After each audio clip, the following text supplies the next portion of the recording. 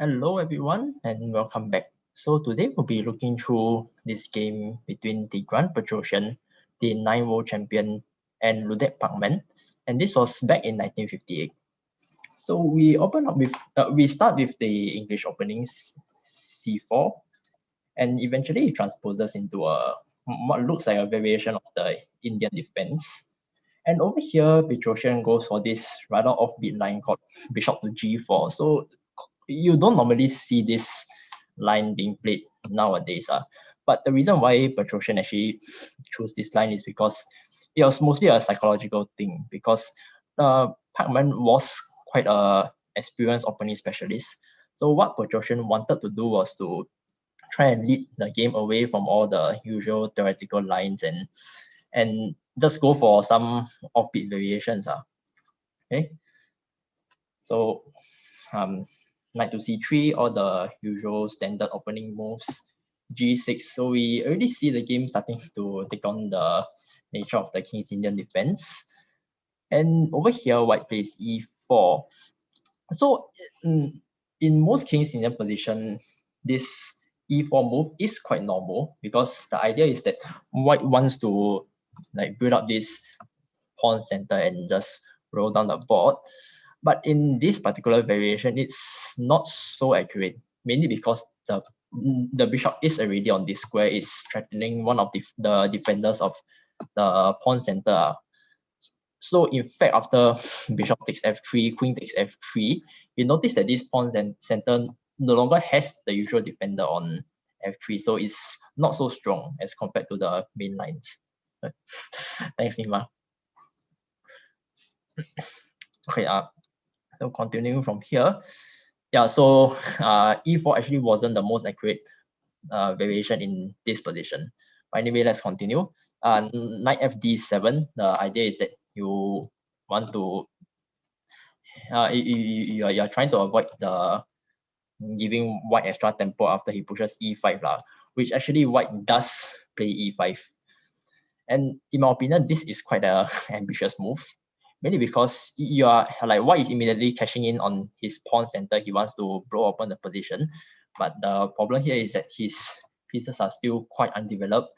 His king is still in the center, so when you're trying to blow open a position and your king is still stuck in the center, definitely it is something that is very ambitious. Although to be fair, you see that like black over here is also quite undeveloped. So I think that's why white wanted to waste no time and immediately start advancing in the center with e5. Black doesn't take. Instead, it develops as per normal with knight to c6.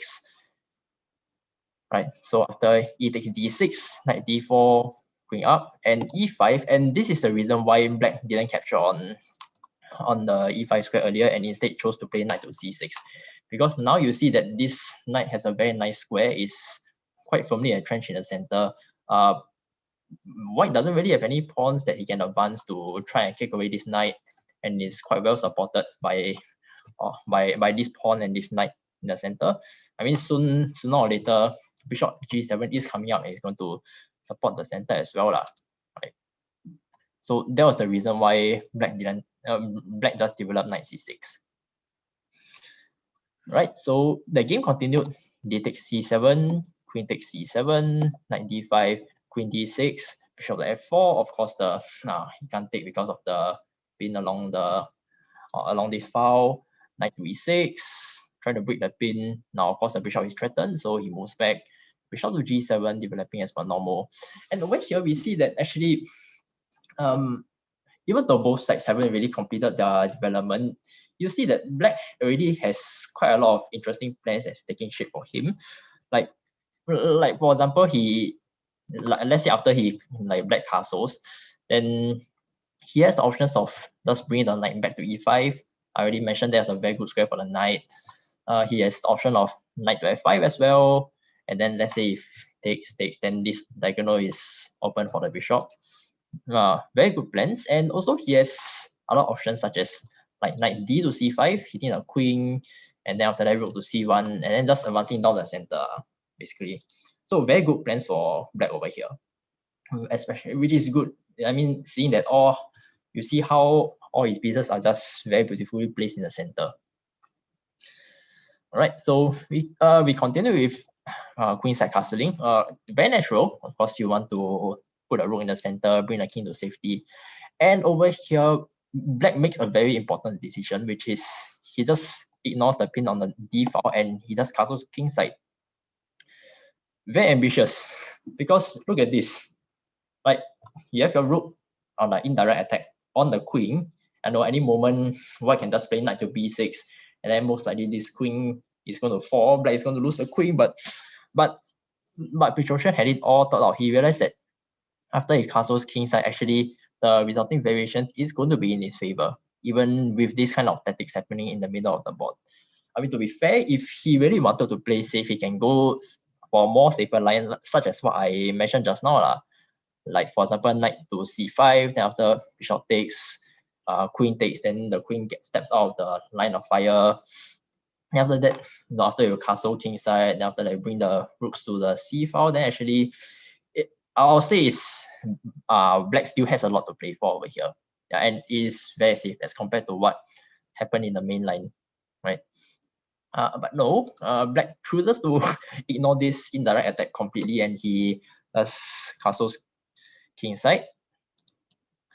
And yeah, and as a matter of fact, white really does play knight to b6 over here. Of course, the idea here is that you have this discover attack on the queen, and if the queen moves away now, then basically this knight hangs and it's going to be lost. So pretty much, black has no choice but to like give up the queen in some way or another. I mean, either give up the queen or give up the knight, either one. So there's really no stopping him from losing material. Although, of course, I do want to point out that knight to f6 looks very tempting. Just hitting the queen with check. But then it fails because after knight takes f6, and then now white's queen is attacked. So if, let's say, rook takes, knight takes, then after all the dust settles, you realize that black has just lost a knight for nothing. So that is why knight to f6 doesn't work. Instead, Pachman goes for knight to b6. Very tempting move, definitely. You are virtually a shot of winning the queen over here. But again, like I said, Petrosian already had everything calculated out when he castled kingside. And he realized that after queen takes d1, king takes d1, pawn takes a3, and knight dc5, he realized that he had sufficient compensation for the loss of his queen. Because let's take a look at that position. You see that black has given up a queen for the minor piece and a rook, and you think about it, it's not so bad, because a queen versus a minor piece and a rook is actually quite playable in the endgame. In fact, it is usually very hard for the side of the queen to try and play for the win, even though technically he is better. But what is more important here, and what Petrosian saw, is that with the queen takes d1 move, right, actually white's king has been drawn back into the center. And this, coupled with the fact that his bishop and his rook is still quite undeveloped, actually gives black a lot of compensation, because he can try and mount some kind of attack against this white king over here by just bringing all his pieces into the center. Like, if you look at this, you see the knights are already very well placed in the center.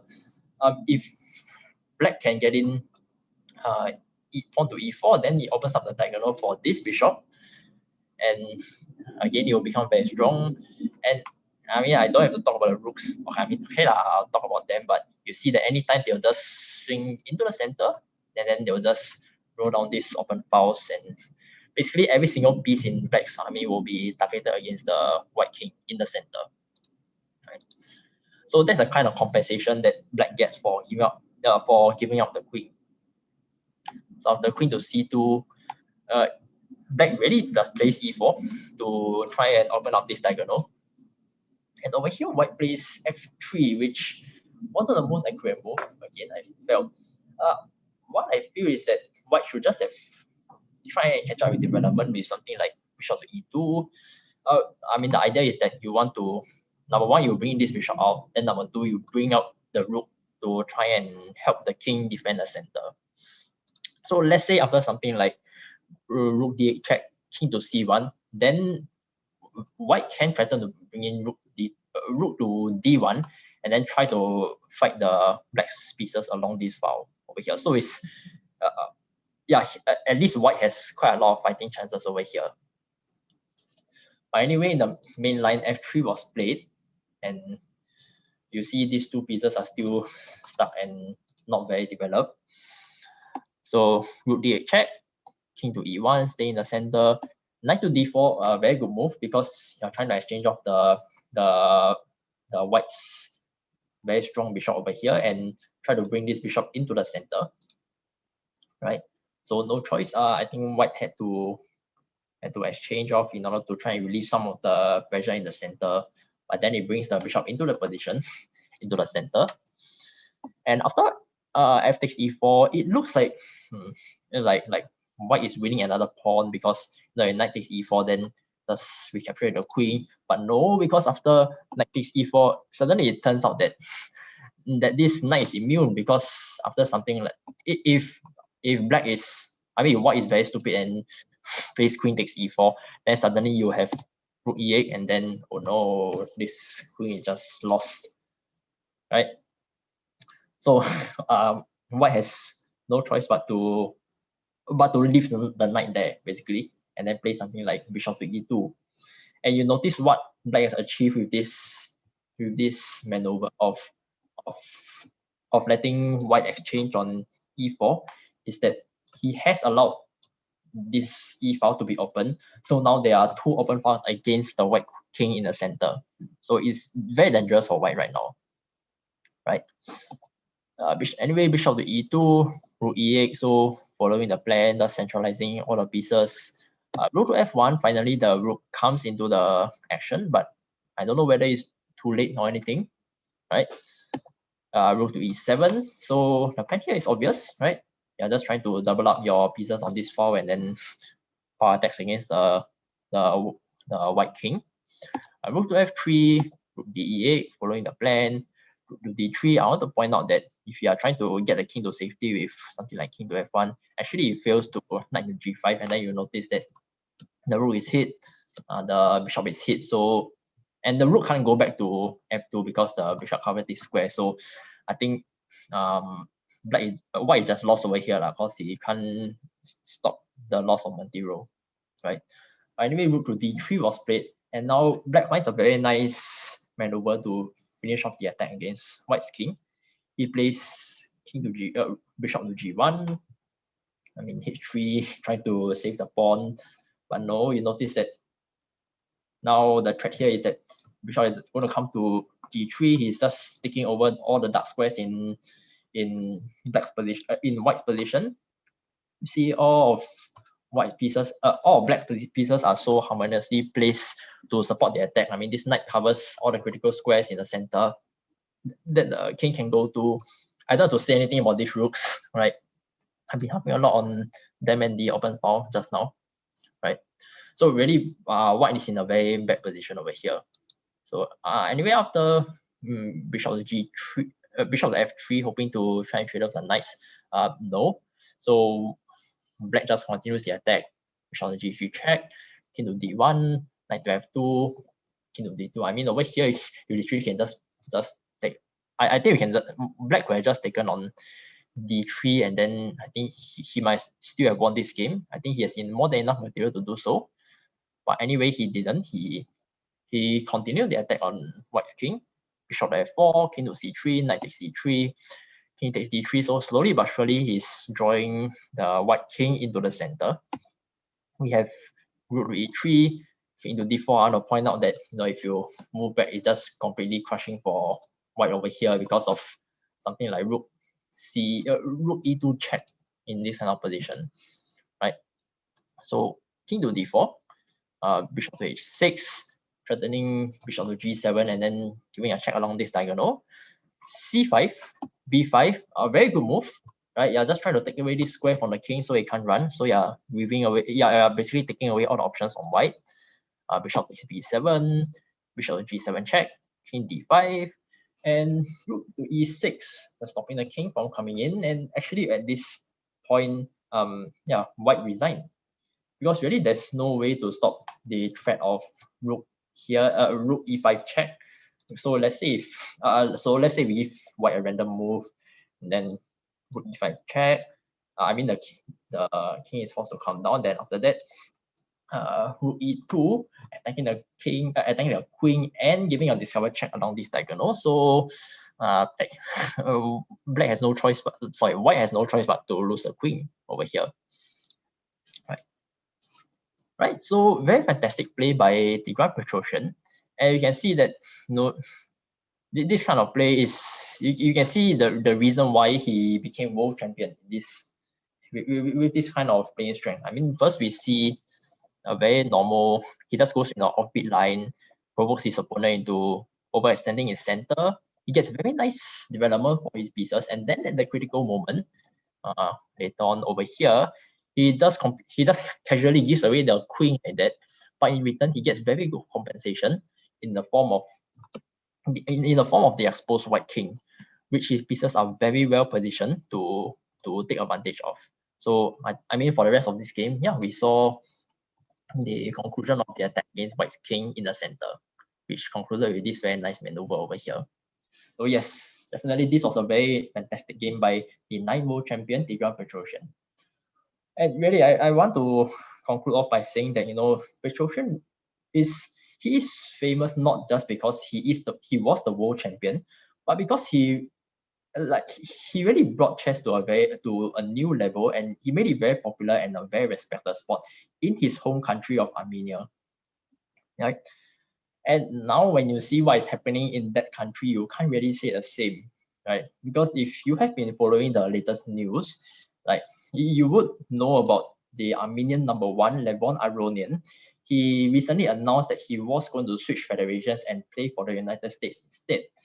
And in an interview with him, I think the reason that he gave, okay, I mean, there's a lot of text over here, but I'm going to zoom into this particular quote over here.